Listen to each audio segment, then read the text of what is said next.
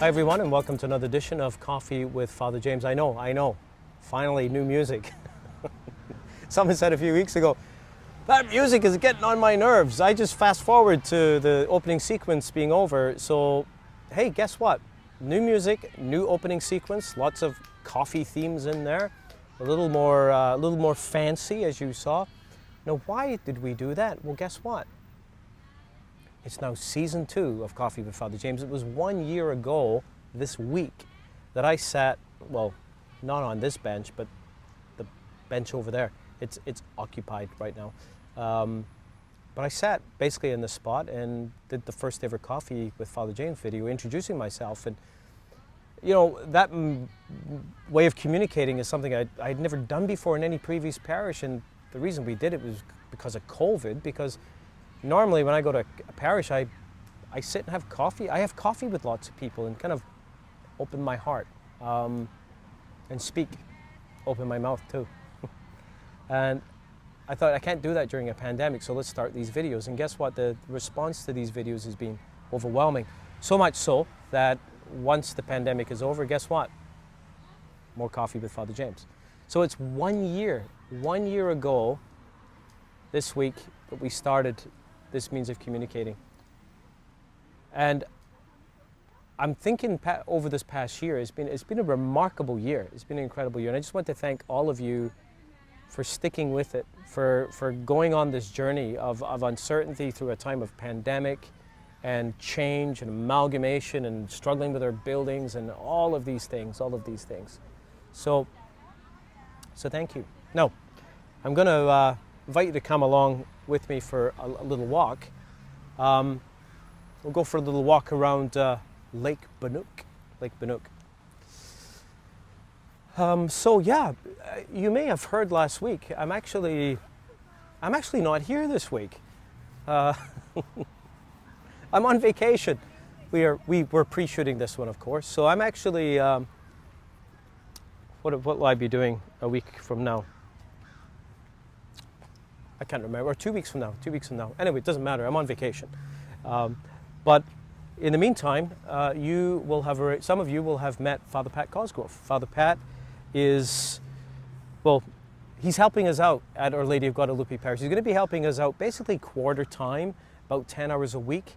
So what does that mean? What does that not mean?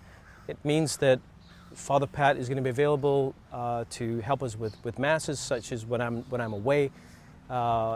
We've talked about him preaching once a month, helping with sacraments, maybe going to the hospital at time, being available 1 hour a week for pastoral counseling as a priest, to be with us, to offer ministry that is specific to the ordained. There's ministry that's particular to ordained priests, and that's what Father Pat's going to be doing. Father Pat, longtime pastor, a priest in our diocese. He was up until 2 weeks ago, the pastor of St. Ignatius in Bedford. He's retired from being a pastor. He is working full-time for Chalice right now. You can't keep this guy down. He's a hard worker. And so many of you are familiar with Chalice.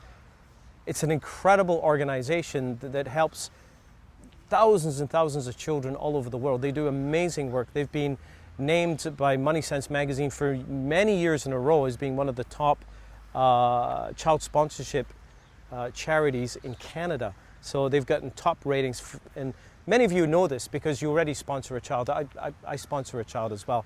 It's Father Pat's passion. You know, I've known Father Pat for a long time. I first met him when I was 17 years old. I was a big mouth kid back then. Now I'm just a big mouth priest.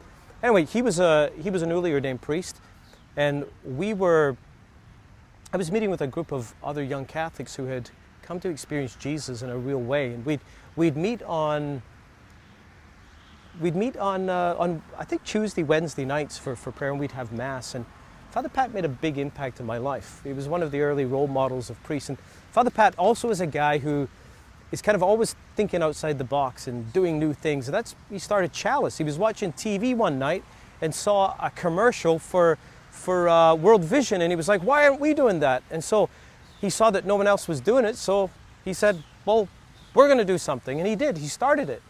And he started it out of his basement in Spring Hill. You know, when I was a seminarian, I spent a summer in Spring Hill Prison as a chaplain.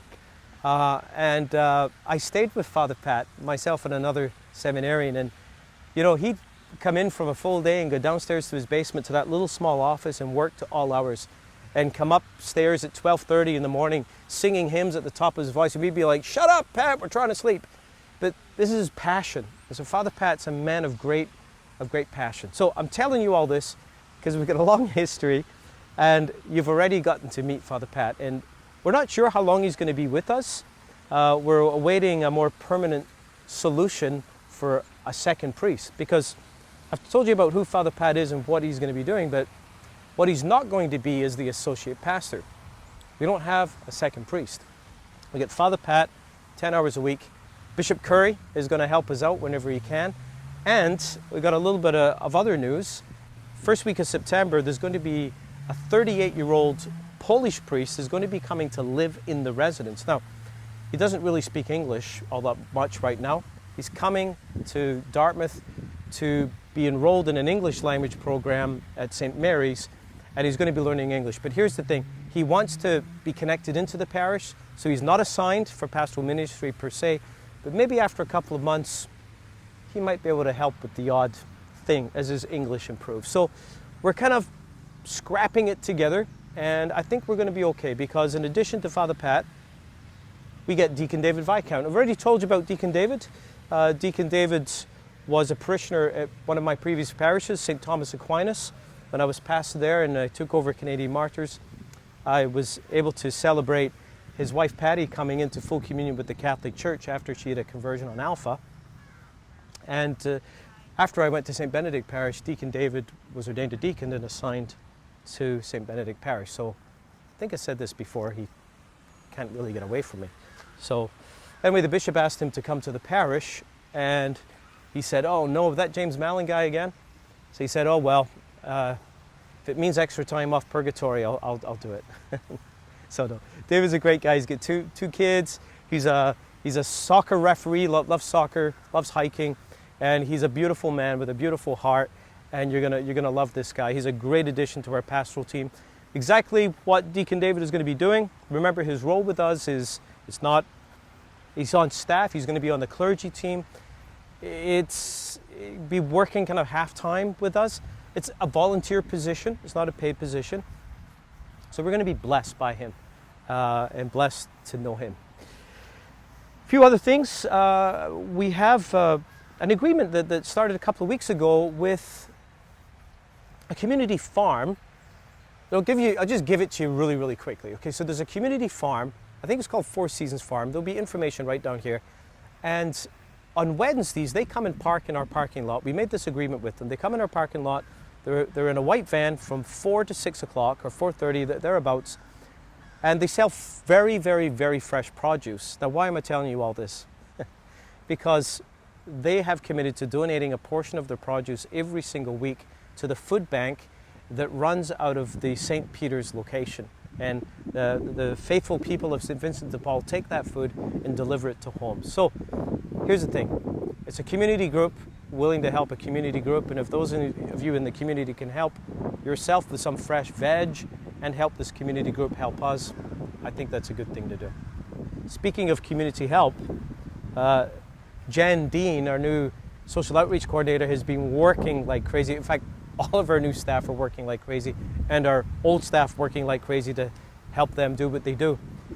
But in response to another opportunity, Jen is beginning a support group for people who struggle with mental health. You know, mental health issues is a huge plague in our culture, in our country, in our nation, and there still sadly is a great stigma around that issue. And so we as a church, we need to respond. There was an opportunity to do this. We've got some people experienced in not professionally supporting people, but in gathering people in a supportive environment. And so there's been information in the parish newsletter about this. So check that out. And it begins on August 12th. As I say, I'm not even here this week. What am I doing talking to you? I'm on vacation. So I hope you have a great week, and if you haven't had a vacation yet, please do so, because guess what? Labor Day, September, all the craziness, it's all going to be here pretty darn quickly. So rest up, get some rest, and we'll see you when I get back. God bless.